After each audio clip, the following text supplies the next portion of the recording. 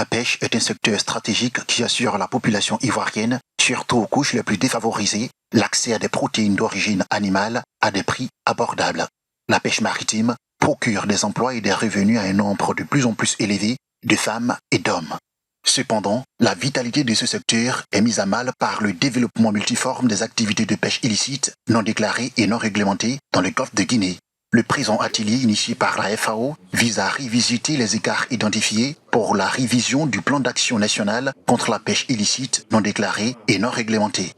C'est une présentation du plan d'action qui est le résultat d'un long travail au niveau du ministère et d'un débat avec les différents partenaires qui viennent des différents ministères, des différents services.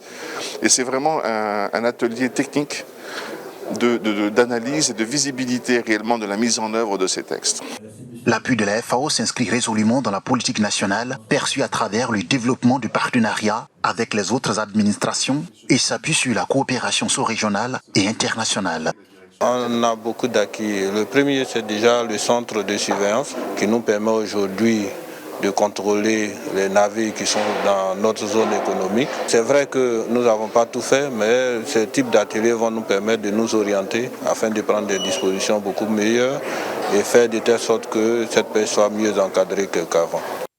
Depuis 2019, la Côte d'Ivoire a ratifié l'accord 2009 de la FAO relatif aux mesures du ressort de l'État, du port visant à prévenir, contrecarrer et éliminer la pêche illicite, non déclarée et non réglementée.